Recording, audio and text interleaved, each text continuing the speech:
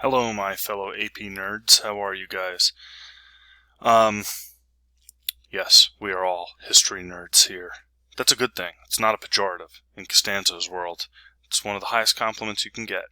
Alright, so I talked a little bit last time. I was really pressed for time because I have a 15-minute limit on my HD video recording because I'm super cheap and I won't pay them the $1.60 a month, which I probably should,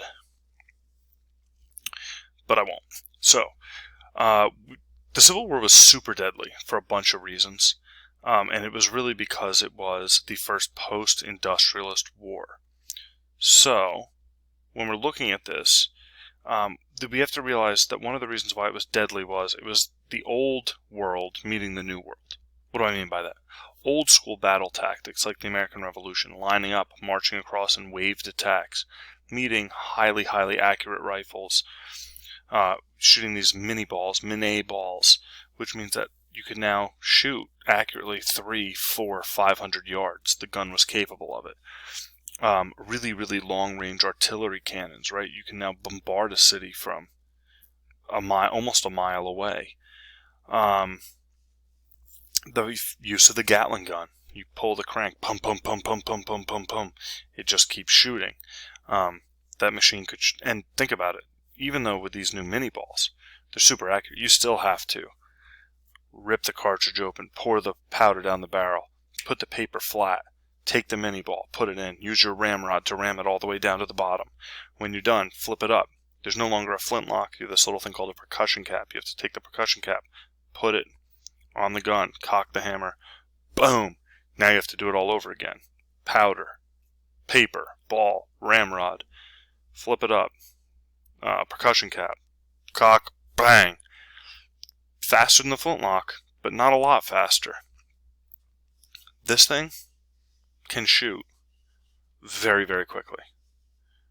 Right? 3-4 shots a second. Boom, boom, boom, boom, boom, boom, boom, boom. As fast as you can keep that thing loaded.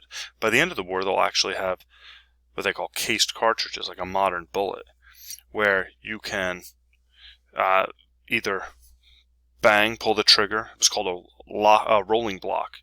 Pull the hammer back, pull the old cartridge out, put a new one in, flip it shut, bang, cock, open, new bullet, boom. Much, much, much faster. By the very end of the war, they actually have lever guns where you load 15 bullets into it. You can bang, bang, bang, bang. Henry said, loaded on Sunday, shoot all week. That was the advertising pitch. So this war sees a really, really dramatic change in weapons just throughout the war. In fact, Abraham Lincoln was really, really interested in this. He would go out and shoot the new experimental rifles right by the White House. Can you imagine walking past the White House and seeing Donald Trump trying out the Army's new rifle? That's what was going on in the Civil War. All right, so let's keep going. Oh, we had the ironclad ships, which means that ships are really, really hard to sink now. And you can see here they are powered by, you guessed it, steam engines. Steam engines. Oh, beautiful. Which means you're no longer dictated by sails. You can sail up and down rivers. Look at this one right here. I mean, how do you sink this thing? It shoots out of a cannon right here in a turnable turnstile. It's almost impossible to sink. This is the USS Monitor. The CSS Virginia, also known as the Merrimack, was very similar in that it was all iron here and it had 5 cannons on each side. So these things are completely new fighting machines, and tactics hadn't caught up to it yet. Both sides are still using these mass formations where you run at the enemy, causing huge, huge casualties. We'll look at this in a video that I have for you guys next week. These pictures, Flood the North by Matthew Brady. These are after the Battle of Antietam. And the Battle of Antietam was the single bloodiest day of the war, 28,000 casualties in one day. And these pictures flood people's newspapers. It brings the war home to the average person. I have a great Civil War photography thing that I do every year about old-time photography, and if you're interested in photography, it's really interesting. I can't do it this year, but there was a newspaper article that said it is as if Matthew Brady brought the bodies and dumped them on our front porch. Meaning, when we look at the newspaper, we can really see what's going on.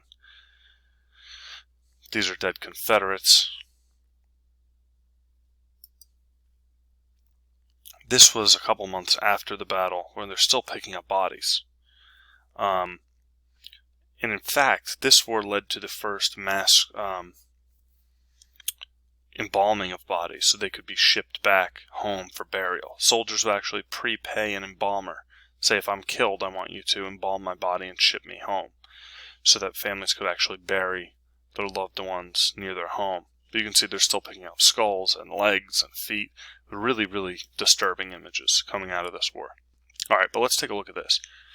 This number, total Civil War deaths compared to U.S. deaths in other wars, these numbers are always changing because we're finding new people who died. But if you look here, this number for World War II is really, really low. It should be about 450,000. This number for the Civil War we now think is low. It was probably more like 700 to 750,000. But if you look, Revolutionary War, 4,044 soldiers are killed.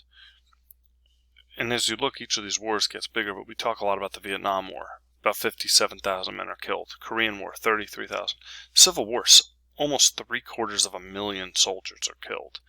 So this war is so devastating to the national character. This is why we remember it the way we do. This is why there are monuments all over Virginia and Maryland, North Carolina, South Carolina, wherever there was fighting. There are big monuments because these battles were so huge and so devastating. Here's the problem, though. By 1863, the Confederacy is really having a hard time still fighting.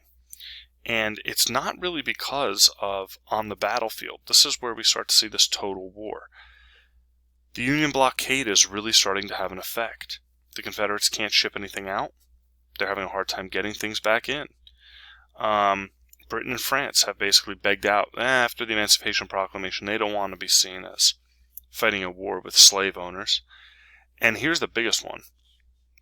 To pay for the war, the Confederate States of America simply started printing money, not backed by anything. It's pretty much what we're doing now in the United States. But it led to massive inflation, meaning their money became almost worthless. It became really almost worthless. And they really had a hard time paying for things. The South got outproduced and basically outsupplied by an economy, more than they got defeated on a battlefield. So, Lincoln's War Machine. If you look here, we talked about this before. I think I had this up. Maybe I didn't. Total population of the Union is over 20 million. Under 10 million for the Confederates. Eligible for military service is even a bigger disparity. And industrial workers, over 1 million industrial workers in the North, maybe 100,000 in the South. And the military strength, iron production, 15 to 1, the North can outproduce them. It's even more dramatic in firearms production. This is really a pretty staggering total. For every one rifle that the South could make, the North could make 32. So the South really has a hard time ever catching up. We will look at Gettysburg next time. So today, just this short video. You have the document assignment that you need to work on. That's due Wednesday. Your reading guide is due by the end of today. So make sure you get those things done. I will see you soon.